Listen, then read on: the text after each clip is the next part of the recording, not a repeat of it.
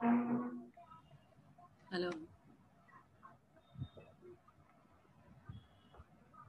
आज के सेशन में वैसे तो क्वेश्चन आंसर्स हैं आपके। रिया ने पूछे थे पिछली बार कुछ क्वेश्चंस, तो उनके आंसर्स आपको बताएंगे। और साथ में एक छूट गया था थोड़ा सा मटेरियल, फिशरीज पे बताएंगे थोड़ा सा। हेलो,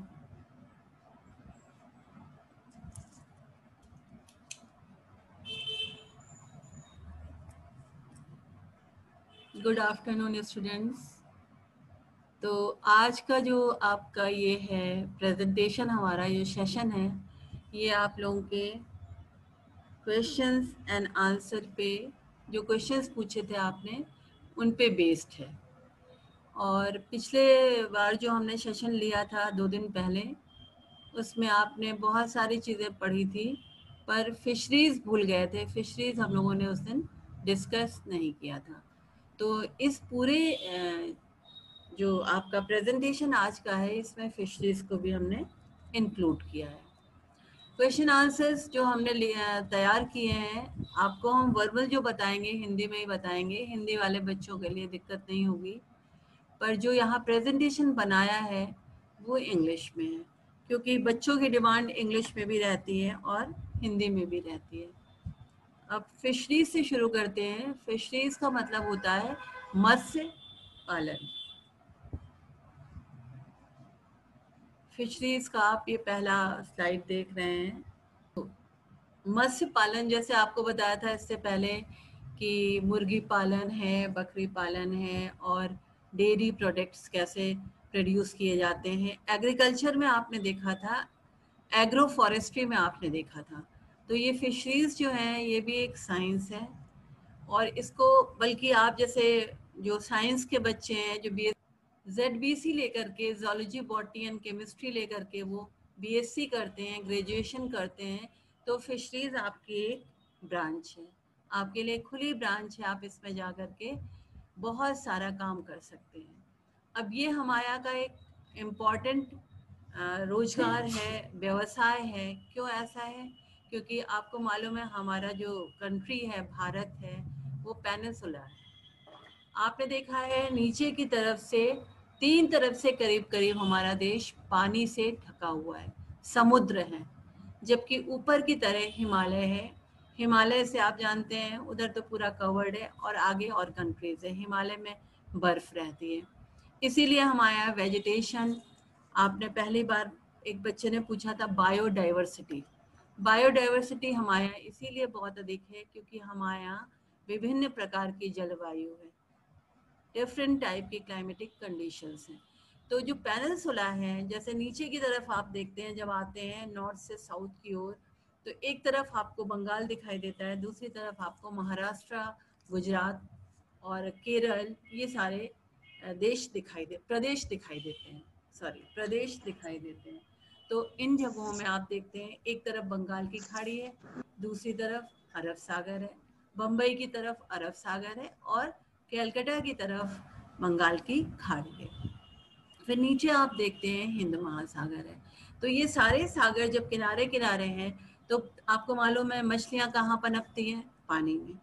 अब मछलियाँ भी 2 तरीके की होती हैं, एक फ्रेश वाटर की होती हैं, और एक मछलियाँ होती हैं जो मरीन वाटर की होती हैं, क्योंकि समुद्र का पानी खारा होता है, नमकीन होता है।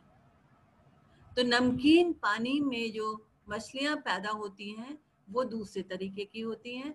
और जैसे हमारे यहाँ जो नदियों में पाई जाती हैं मछलियाँ, यूपी में जो नदियाँ हैं, गंगा, यमुना, गोमती, इनमें जो पाई जाती हैं, ये साफ पानी में या नमक जिनमें नहीं होता है उस पानी में होने वाली मछलियाँ हैं। ये बहुत बड़ा व्यवसाय है हमारे देश का। अब आप ये देख रहे हैं, एक आपको चार्ट दिखा रहे हैं, एक टेबल है जिसमें आप देख रहे हैं 2017 और 2018 में हमारे जो कुछ प्रदेश हैं उनमें कैसा प्रोडक्शन रहा है लाख मैट्रिक टन्स में। आंध्र प्रदेश सबसे ऊपर है जिसमें 34.5 लाख मैट्रिक टन मछलियाँ पैदावार हुआ, मछलियों की पैदावार हुई। फिर उसके बाद West Bengal 17.42 lakh metric ton.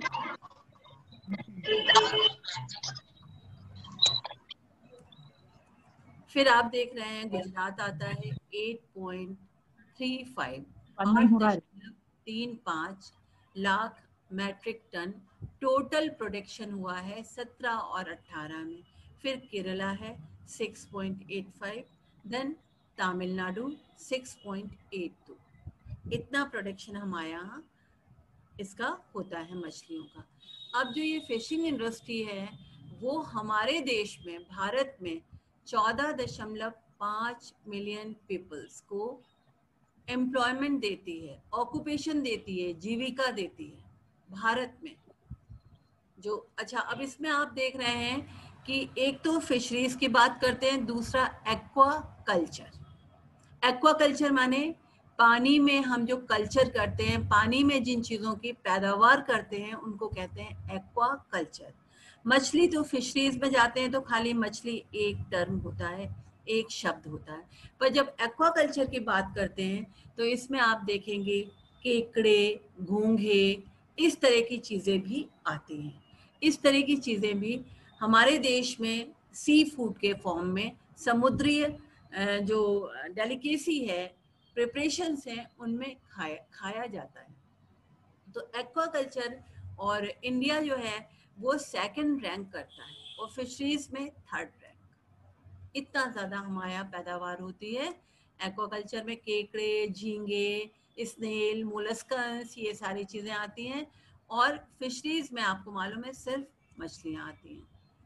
फिर उसके बाद आप देख रहे हैं जो हमारे यहाँ टोटल प्रोडक्शन है, जीडीपी है, ग्रोथ है हमारे यहाँ, वो 1.07% है जो फिशरीज के थ्रू कंट्रीब्यूट होती है और जिसको हम एक्सपोर्ट करते हैं, बाहर देशों में भेजते हैं और उससे हमें 34.41 बिलियन करेंसी मिलती है, फॉरेन करेंसी हमें प्राप्त होती है। इतनी सारी हमें फॉरेन करेंसी इससे प्राप्त होती है। अब आप उसके बाद देखते हैं जो फूड एंड एग्रीकल्चर ऑर्गेनाइजेशन है, FAO। ये ऐसा ऑर्गेनाइजेशन है जो पूरे संसार में, पूरे विश्व में, पूरे ग्लोब में खाने के प्रोडक्ट को एक मार्क देता है, एक साइन देता है कि वो यूटिलिटी वाले हैं, खाए जाएंगे या नहीं। तो उनका एक सर्वे हुआ था यूनाइटेड नेशंस के थ्रू, जिसमें उन्होंने देखा था कि मछलियों का जो पैदावार है, मछलियों की जो पैदावार 1947 में थी उससे 1990 में डबल हो गई थी। और उसके बाद जुलाई 2010 में जब 2010 में जब आपने देखा तो वो उसकी 10 फोल्ड हो गई, 10 गुना ज़्यादा हो गई। तो धीरे धीरे हमारा जो मरीन एक्वाकल्चर है या फिशरीज है वो बढ़ता चला जा रहा है, एक्सपोर्ट हो रहा है। ये इंडिया की बात कर रहे हैं हम लोग क्योंकि हम इंडिया में रहते हैं। वर्ल्ड में क्या हो रहा है वो हमें नहीं मालूम है। और इंडिया में 10 जुलाई को नेशनल फिश फार्मर्स डे मनाया जाता है। आपको मालूम है हिंदी में हम लोग जो फिश फार्मर्स होते हैं उनको क्या कहते हैं? मल्लाह या मछुआरे। मछुआरे कहा जाता है जो मछली को पालते हैं। तो वो लोग अपना नेशनल फिश फार्मर्स डे मनाते हैं 10 जुलाई को। तो अभी थोड़े दिन पहले वो मनाया गया। इसी तरह से आप देख रहे हैं जो हमारे यहाँ ग्रॉस डोमेस्टिक प्रोडक्ट है वो इंडिया में फिशरीज से 1% कंट्रीब्यूट होता है। इतनी सारी चीज़ों में 1% कंट्रीब्यूशन उसका भी है। अब ये जो आप देख रहे हैं पिक्चर, इसमें आपको दिखाई दे रही है, आपको एक बड़ा सा शिप दिखाई दे रहा है। शिप में आप देख रहे हैं जिसका नाम है MV Saraswati, a modern vessel used by our fisheries. जो हमारा फिशरीज का डिपार्टमेंट है उसके द्वारा इस शिप को यूज़ किया जाता, प्रयोग में लाया जाता है। फिश के जब समुद्र में जाते हैं तो वहाँ से जो कलेक्शन करते हैं उसमें इसका प्रयोग किया जाता है। तो इस तरह से फिशरीज के बारे में आपने थोड़ा बहुत जाना। इससे रिलेटेड जो क्वेश्चंस होंगे वो आप करिएगा। अगर नहीं समझ में आते हैं तो आप हमसे पूछिए। अब आते हैं जो आपका इम्पोर्टेंट, आपका फिशरीज आपको समझ में आया होगा बच्चों, फिशरीज के बारे में आपने जाना, और इससे रिलेटेड जो क्वेश्चंस हैं उनको आप देखिएगा, अगर समझ में नहीं आते हैं तो पूछिएगा। अब आता है हम लोगों का क्वेश्चन आंसर का पार्ट। क्वेश्चन आंसर की बात करें तो आप लोग जब कोई भी एग्ज़ाम देते हैं तो उसमें हम लोगों का टारगेट होता है कि अच्छे मार्क्स आए। तो मार्क्स अच्छे आए तो क्या तरीका है मार्क्स अच्छे पाने के लिए? पढ़ाई तो होती है, पढ़ते तो हैं आप, पर उनका प्रेजेंटेशन कैसे किया जाए, जो आपकी नॉलेज है, आपकी जो ज्ञान है, उसको आप अपने आंसर शीट में, उत्तर पुस्तिका में किस तरह से लिखेंगे, ये एक तरीका होता है। तो सबसे पहले तो आप अपना पुराने जो क्वेश्चंस पेपर हैं उनको देखिए, और उसमें बेसिकली दो तरह के क्वेश्चंस आते हैं। एक होते हैं लॉन्ग आंसर, दीर्घ उत्तरीय, दूसरे होते हैं शॉर्ट आंसर, लघु उत्तरीय। तो इसमें आप देखते हैं मार्क्स का डिवीजन होता है। कुछ होते हैं क्वेश्चन 6 नंबर के, कुछ हो सकता है 8 नंबर के होते हो, कुछ 2 नंबर के, कुछ 3 नंबर के, 1 नंबर के भी होते हैं। तो जो ये क्वेश्चंस होते हैं इनके आंसर हमको उसी के आधार पे देना होता है। अगर आपने 2 नंबर के क्वेश्चन में आपने 4 पेज लिख दिए, नंबर तो आपको मैक्सिमम 2 ही मिलेंगे। तो आप टाइम मैनेजमेंट जब आंसर करते हो किसी चीज को, तो टाइम भी आप मैनेज करोगे कि 2 नंबर का अगर कोई क्वेश्चन है तो उसको आप 2 नंबर का अगर कोई क्वेश्चन है तो उसमें आपको, हेलो, 2 नंबर के क्वेश्चन में आपको, थोड़ा सा डिस्टर्ब है, हेलो, 2 नंबर के क्वेश्चन में आपको आंसर ज्यादा से ज्यादा 1 पेज, इससे ज्यादा देने की जरूरत नहीं है। पर यही अगर जैसे आपका ये क्वेश्चन है पहला वाला, any two application of biochemistry in the field of agriculture, ये आपने एनी टू एप्लीकेशन, हिंदी में अगर कहें तो ऐसे 2 उदाहरण बताइए जैव अभियांत्रिकी का, बायोटेक्नोलॉजी का, जो एग्रीकल्चर में प्रयोग में आता है, ऐसे 2 उदाहरण बताइए। तो अगर ये क्वेश्चन आपका 2 नंबर का है तो इसमें 1 पेज से ज्यादा आंसर नहीं देना है। अगर ये 4 नंबर का है, 6 नंबर का है, तो आपको कम से कम 4 पेज, 2 पेज जरूर लिखते हैं विद एग्जाम्पल, उदाहरण सहित। अगर कोई डायग्राम है, चित्र है, तो वो भी आपको बनाना होगा। अब एनी टू एप्लीकेशन अगर हम बात करें बायोटेक्नोलॉजी की, तो ये आप देखते हैं बिल्कुल नया टर्म है। पहले हम लोग जब बात करते थे हरित क्रांति की, ग्रीन रेवोल्यूशन का, तो उस जमाने में सिर्फ हाइब्रिड बनाए जाते थे, प्लांट के हाइब्रिड, ये हम लोगों ने डिस्कस किया था। तो उस हाइब्रिड बनाने में क्या करते थे, आप 2 प्लांट को आपस में फ्यूज करा देते थे एक्सटर्नली, कोई जरूरत नहीं होती थी, बाहरी तौर पे आप उनको फ्यूज कराते थे, जोड़ते थे। उसके लिए आपको लैब की जरूरत नहीं होती थी, प्रयोगशाला की जरूरत नहीं होती थी, और ना ही आपको बहुत ही सोफिस्टिकेटेड इंस्ट्रूमेंट्स की जरूरत होती थी। पर अगर आप बायोटेक्नोलॉजी की बात करें तो इसके लिए आपको बेसिक बेसिक साइंस जाननी होगी। जैसे आप जानते हैं कि प्लांट या हम लोग की जो शरीर है, वो प्लांट बॉडी है, ये दोनों किससे बनते हैं? सेल से बनते हैं, कोशिका से बनते हैं। कोशिका सबसे छोटी इकाई होती है। कोशिका में एक सेल होता है, जो उसमें न्यूक्लियस होता है, न्यूक्लियस के बाहर प्रोटोप्लाज्म होता है। चाहे वो हमारी कोशिका हो, चाहे वो एनिमल्स की हो, चाहे वो प्लांट्स की हो, सबकी एक सी होती है। थोड़ा अंतर होता है, फिर वो हम लोग कभी और डिस्कस करेंगे। तो कोशिका का जो न्यूक्लियस होता है, जो नाभिक होता है, अच्छा ठीक है, जो कोशिका का जो न्यूक्लियस होता है, उसमें आपको मालूम है न्यूक्लियर मटेरियल पाए जाते हैं, नाभिकीय मटेरियल पाया जाता है, जिसे हम कहते हैं DNA, die oxy ribo nucleic acid, या आरएनए, राइबो न्यूक्लिक एसिड। ये 2 चीजें पाई जाती हैं। ये जो न्यूक्लिक एसिड है किससे बने होते हैं? प्रोटीन से। प्रोटीन की बात हम लोगों ने अभी करनी है, क्योंकि अभी जब फूड एंड न्यूट्रिशन पढ़ेंगे तब प्रोटीन की बात करेंगे।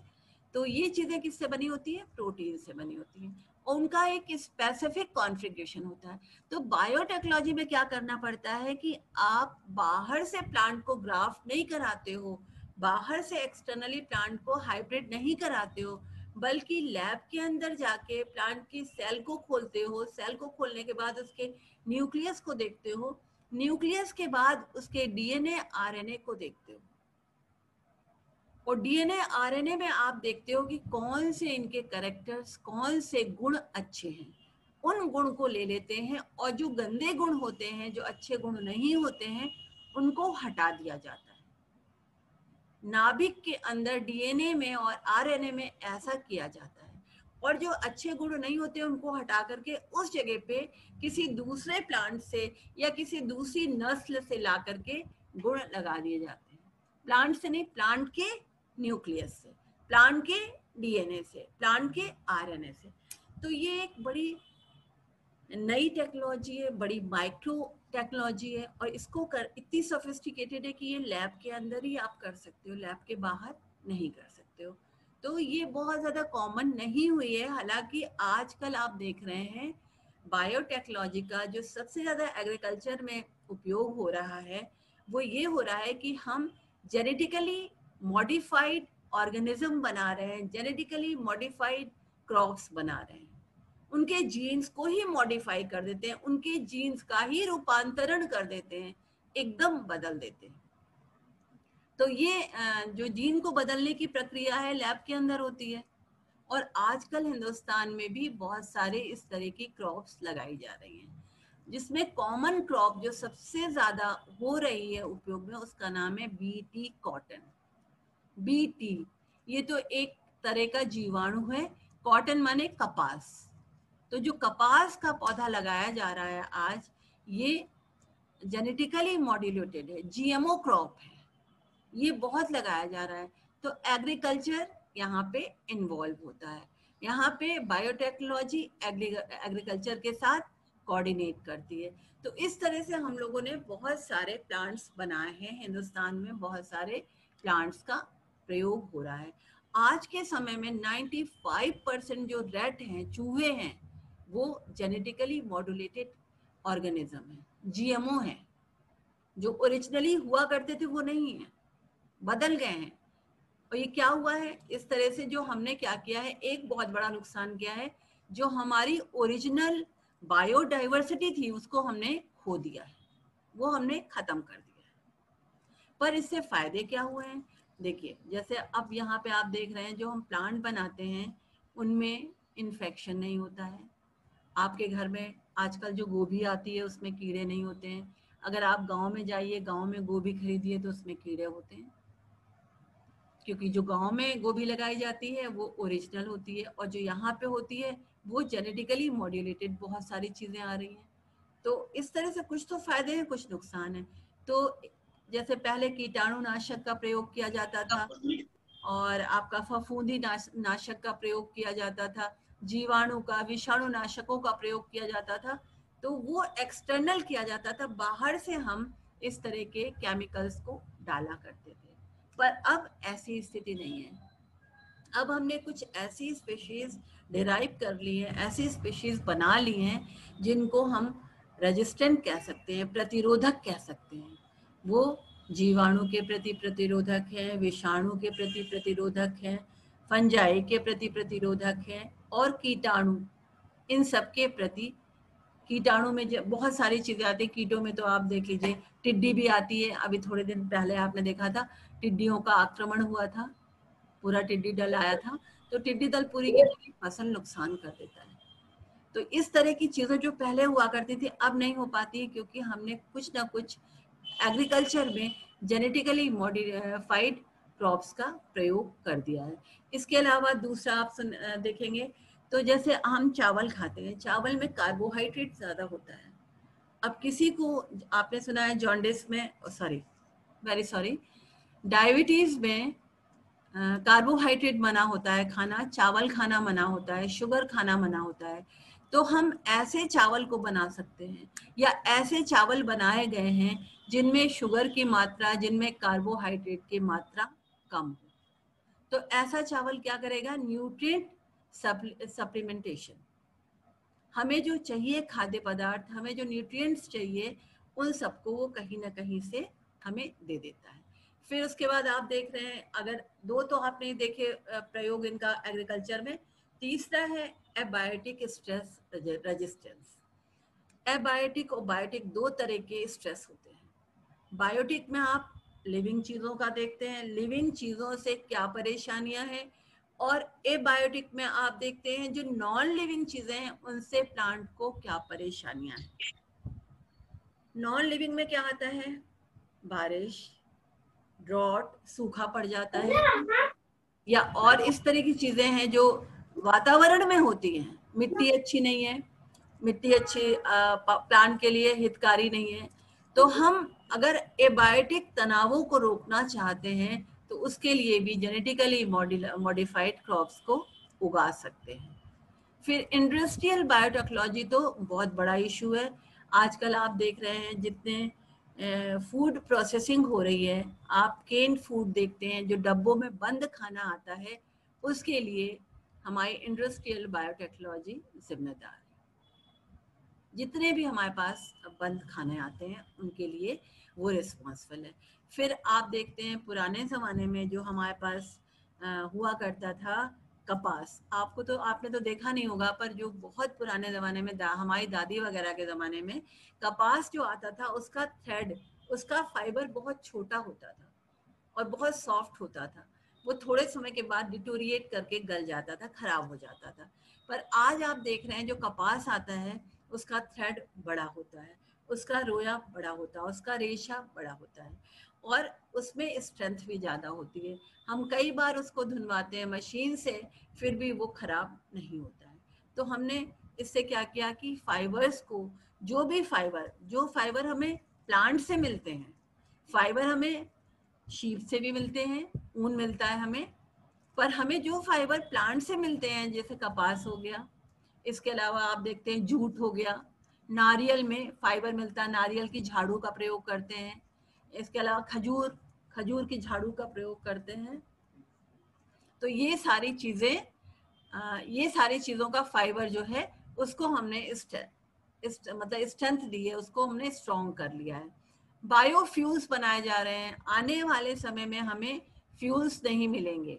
धीरे धीरे हमारे पास जो रिजर्व फ्यूल्स थे, जो हमारे पास मतलब जो फॉसिल फ्यूल थे, फॉसिल फ्यूल में जैसे आप कोयला समझ लीजिए, पत्थर का कोयला या पेट्रोल, डीजल, ये सारी की सारी चीज़ें धीरे धीरे खत्म होती जा रही हैं। तो इन खत्म होती चीज़ों को हम बायोफ्यूल्स के थ्रू, ये नई टेक्नोलॉजी जो बायोटेक्नोलॉजी, इसके थ्रू बढ़ा सकते हैं, आपने उसमें ऐड कर सकते हैं। फिर हेल्थ केयर में आप देखते हैं मेडिसिन, दवाइयाँ तो बनती हैं, दवाइयाँ हम लोग खाते हैं एक्सटर्नली। अब दवाइयों में जैसे आप डायबिटीज़ की ही बात लीजिए, तो डायबिटीज़ में बायो मेडिसिन बनने लगी हैं, अर्थराइटिस में बायो मेडिसिन बनने लगी हैं। बायो मेडिसिन मतलब लिविंग से बनाई गई दवाइयाँ, लिविंग के थ्रू बनाई गई दवाइयाँ। जैसे इंसुलिन दिया जाता है डायबिटिक पेशेंट को, क्योंकि जब उसके शरीर में, डायबिटिक पेशेंट के शरीर में इंसुलिन की कमी होती है तो शुगर का डाइजेशन नहीं होता है। तो शुगर के डाइजेशन के लिए इंसुलिन ऊपर से दी जाती है। तो वो इंसुलिन कहाँ से प्राप्त हो रही है आजकल? एनिमल से किस विधा के थ्रू, किस टेक्निक के थ्रू प्राप्त हो रही है? बायोटेक्नोलॉजी के थ्रू। इस तरह से हमारे पास इन सब तरह एप्लीकेशन बायोटेक्नोलॉजी का है। अब इसमें आप देख रहे हैं, इसमें तो आप पिक्चर देखिए, जो माइक्रोबियल बायोटेक्नोलॉजी, इससे हम क्या क्या कर सकते हैं। हम बायोटिक स्ट्रेस को मैनेज कर सकते हैं, एबायोटिक स्ट्रेस को मैनेज कर सकते हैं, प्रमोट कर सकते हैं बायो रेमेडिएशन माने remedy, improve the biomass derived energy technique, value addition in crops, increase productivity and quality of crops, enhance nitrogen fixation and increase nutrient Uptake. ये सब जो है हिंदी में आपको समझा देते हैं। Manage the biotic stress. Biotic stress का मतलब आपको बताया था, प्लांट को किसी भी लिविंग चीज की वजह से अगर नुकसान पहुंचता है तो उसे कहते हैं बायोटिक स्ट्रेस। इसमें क्या क्या आएगा? कीड़े मकोड़े जो पौधे को नुकसान पहुंचाते हैं, नीमेटोड्स जो जमीन के अंदर, मिट्टी के अंदर रेंगने वाले कीड़े रहते हैं जो पौधे की जड़ को नुकसान पहुंचाते हैं। ऊपर आप अगर देखें प्लांट के ऊपरी भाग में तो फंजाई, जीवाणु, विषाणु, जिसे वायरस, बैक्टीरिया और फंजाई कहते हैं, ये सारी चीजें प्लांट को नुकसान पहुंचाती हैं। तो हम इसको मैनेज कर सकते हैं बायोटेक्नोलॉजी के थ्रू। दूसरा क्या कहते हैं? एबायोटिक। एबायोटिक में आपको बताया था, टेम्परेचर अगर बहुत ज़्यादा है तो हम ऐसी फसल उगाएंगे जो टेम्परेचर को बर्दाश्त कर लेती है, जो ड्रॉट को, सूखे को बर्दाश्त कर लेती है, ऐसी फसल हम बनाएंगे, बना रहे हैं। किसके थ्रू? बायोटेक्नोलॉजी के थ्रू। फिर प्रमोट बायो रेमेडिएशन। इसका मतलब है जैसे बायो रेमेडी, रेमेडी माने किसी चीज में सुधार, प्रमोट करेंगे हम, बायोलॉजिकल चीजों के तरह से सुधार करेंगे। जैसे आपने अभी तो नहीं पढ़ा होगा पर कभी जानेंगे कि कई बार क्या होता है कि जैसे एक प्लांट में कोई इन्फेक्शन लगा हुआ है फंजाई का, तो उस प्लांट में अगर हम किसी दूसरे फंजाई को डाल देंगे तो पहला वाले फंजाई को दूसरा वाला फंजाई खा लेगा और प्लांट को नुकसान नहीं पहुंचेगा। तो ये सारी चीजें आप देख रहे हैं इसके थ्रू हो रही हैं। मेडिकल सेक्टर में इससे बहुत ज्यादा फायदा हो रहा है। फिर अगर हिस्ट्री को थोड़ा सा देखें, बायोटेक्नोलॉजी देखें, यहाँ प्लांट लैब के अंदर उगाए जा रहे हैं। अगर हिस्ट्री को देखें तो पहली बार 1983 में जेनेटिकली इंजीनियर्ड टोबैको प्लांट बनाया गया था। तंबाकू का पौधा सबसे पहले 1983 में बनाया गया था। तो आप समझ लीजिए हिस्ट्री बहुत पुरानी नहीं है। आप लोग जैसे मान लीजिए 93 में पैदा हुए होंगे, वो 10 साल आपसे बड़ी है, बहुत पुरानी टेक्नोलॉजी नहीं है। फिर इसमें आप देख रहे हैं, साइड में देखेंगे कि कुछ लोगों ने जो रिसर्च स्कॉलर्स है उन्होंने काम किया है और एक चिरेमिक जीन बनाया है। चिरेमिक जीन का मतलब है, ये देखिए, इसको लोग किरेमिक जीन भी कहते हैं, चिरेमिक जीन भी कहते हैं। ये ऐसा जीन होता है जो दो चीजों से मिलके बनाया जाता है, तीन चीजों से मिलके बनाया जाता है। शायद आप बात करें तो कभी ग्रीक अगर माइथोलॉजी पढ़ी है या सुना होगा, ग्रीक माइथोलॉजी में आपने देखा होगा कि किसी जानवर का जो होता है सर लगा हुआ होता है, शरीर आदमी जैसा होता है, जानवर का हेड लगा होता है। तो इस तरह की जो चीजें होती हैं उनको चिरेमिक कहते हैं। तो पुराने जमाने में भी ऐसे इतिहास मिलते हैं। या हमारे यहाँ आप देख लीजिए, हम लोग मंकी गॉड कहते हैं, उनका शरीर तो हम बनाते हैं आदमी जैसा, पर हेड कैसा होता है? मंकी जैसा, हनुमान जी का। ऐसे एलिफेंट गॉड कहते हैं गणेश को, उनका हेड कैसा होता है? एलिफेंट जैसा। बॉडी कैसी होती है? आदमी जैसी होती है। तो इस तरह की चीजें पहले भी मिलती थी और इस तरह की चीजों को हम कहते हैं चिरेमिक जीन्स। इसके लिए हम T1 प्लाज्मिक यूज करते हैं जो एग्रोबैक्टीरियम में पाया जाता है। एग्रोबैक्टीरियम एक बैक्टीरिया है और T1 प्लाज्मिड होता है ट्यूबर इंड्यूसिंग प्लाज्मिड, जो ट्यूबर इंड्यूस करता है ऐसे प्लाज्मिड को जो एग्रोबैक्टीरियम में पाया जाता है, उसके थ्रू हम बनाते हैं जेनेटिकली मॉड्यूलेटेड क्रॉप। और इसमें देखिए जीन गन का प्रयोग करते हैं। ये सारी चीज़ें तो बहुत एडवांस्ड हैं, बहुत ही ज़्यादा टेक्निकल हैं। आपके कोर्स में शायद इतना ना पूछा जाए, पर ये थोड़ी सी हिस्ट्री आपको दिखाई है, ये ज़रूर देख लीजिएगा। अब क्वेश्चन नंबर 2 है, how vaccination help to resist disease. Vaccination जो है वो हमें बीमारी से लड़ने के लिए किस तरह से मदद करता है, इसका थोड़ा सा आंसर देख लें आप। इसको हम समझा देंगे। पिक्चर में आप देख रहे हैं कि एक इंजेक्शन के थ्रू बाहर से फॉरेन पार्टिकल्स आए, बाहरी पार्टिकल्स आए जो डिजीज के थे। तो जब डिजीज के पार्टिकल्स आए तो देखिए इधर डंडे लेकर के कुछ लोग आ गए हैं मारने के लिए, उनको मार रहे हैं। फिर देखिए वो आते चले जा रहे हैं, ज्यादा हो गए। अगर ये ज्यादा हो जाएंगे जो बचाने वाले हैं तब तो हम बीमार नहीं पड़ेंगे, अगर बाहर वाले पार्टिकल्स ज्यादा हो जाएंगे तो हम बीमार पड़ जाएंगे। ये एक तरीका है इम्यूनाइजेशन। वैक्सीन जो है वो आपको इम्यून बनाता है, आपको प्रतिरोधक बनाता है। वैक्सीन में क्या होता है कि आपकी बॉडी में वही चीजें डाली जाती हैं जो आपको नुकसान पहुंचा रही हैं। पोलियो के वैक्सीन में भी यही है, चिकन पॉक्स, मेजल्स, सबके वैक्सीन में यही है कि ऐसी चीजें आपकी बॉडी में इन्फेक्शन डाला जाता है और आपकी बॉडी उस इन्फेक्शन से लड़ती है, एंटीबॉडी बनाती है और वो लड़ करके आपको स्ट्रांग बना देती है। आपकी बॉडी में प्रतिरोधक क्षमता उत्पन्न हो जाती है उस बीमारी के लिए। आजकल आप देख रहे हैं कोरोना वायरस के रेफरेंस में हम लोग इम्यून नहीं हो पा रहे हैं। एक तो वैक्सीनेशन नहीं हो पा रहा है क्योंकि वैक्सीन बना नहीं है। वैक्सीन बनने में कम से कम 2 साल लगते हैं, 1.5-2 साल से पहले वैक्सीन बनता नहीं है। और वैक्सीन नहीं अगर बनता भी है तो कोई ज़रूरी नहीं कि वो आपकी बॉडी के लिए इफेक्टिव हो। कई बार क्या होता है कि हम वातावरण में, खुले वातावरण में जाते हैं और इन्फेक्शन को इनहेल कर लेते हैं, हमारी बॉडी में इन्फेक्शन चला जाता है और उसके बाद हमारी बॉडी उनसे लड़ने के लिए एंटीबॉडीज बनाती है और हम बीमारी से ठीक हो जाते हैं। आपने देखा है बहुत से कोरोना वायरस में भी लोग एडमिट होते हैं और ठीक होकर के आ जाते हैं। तो क्यों ठीक होकर के आ जाते हैं? क्योंकि उनकी बॉडी ने रिस्पॉन्स किया, उनकी बॉडी में उस बीमारी के, कोरोना के प्रति एंटीबॉडीज बनी। ये एक तरीका है इम्यूनाइजेशन का। पुराने समय में संस्कृत में कहा गया था विष विषस्य औषधम, विष ही विष को मारता है। इस विधा पे ये आधारित है कि बॉडी में आपके विष डाला जाएगा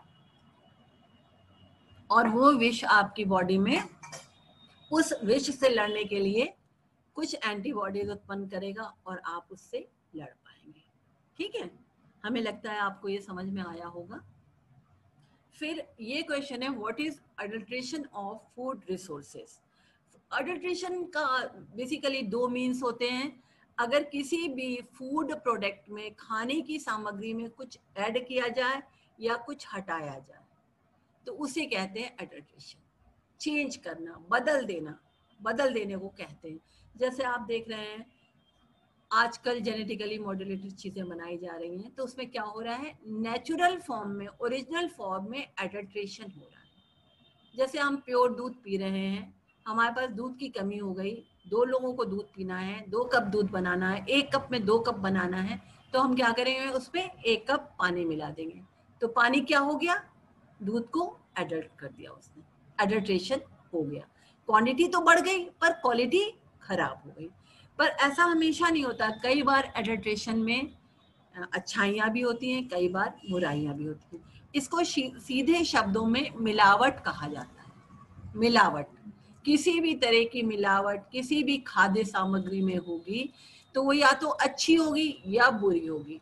अगर अच्छी होगी तो अच्छी बात है, अगर बुरी होगी तो वो आपके लिए नुकसानदायक है। जैसे लोग कहते हैं काली मिर्च में क्या कर देते हैं, पपीते के बीज मिला देते हैं, तो हमारा तो नुकसान हो जाता है क्योंकि हम तो खरीद के लाते हैं और टेस्ट आता नहीं है। ऐसे ही हर खाने में कुछ ना कुछ एडिल्ट्रेशन होते रहते हैं। अब जो बच्चे बाहर का खाना खाते हैं, कोल्ड ड्रिंक्स पीते हैं, उनमें जो कलरिंग एड्स होते हैं, कलरिंग प्रिजर्वेटिव्स डाले जाते हैं, वो सब के सब एडल्ट्रेशन में आते हैं। तो ये आप स्लाइड देख रहे हैं, इसमें आपको कुछ चीज़ें मिल जाएंगी। इसको हम बाद में भी और डिस्कस करेंगे, जब फूड एंड न्यूट्रिशन पढ़ाएंगे तो इस चैप्टर को और डिस्कस करेंगे।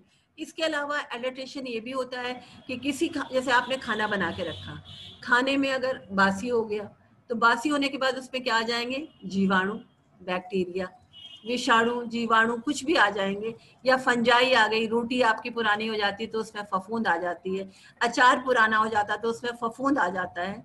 तो ये क्या है, एडल्ट्रेशन। तो ये एडल्ट्रेशन कैसे नुकसानदायक है? क्यों नुकसानदायक है? क्योंकि उनके अंदर पैथोजन आ गया, बीमारी पैदा करने वाली चीजें आ गई, तो वो हमारे लिए नुकसानदायक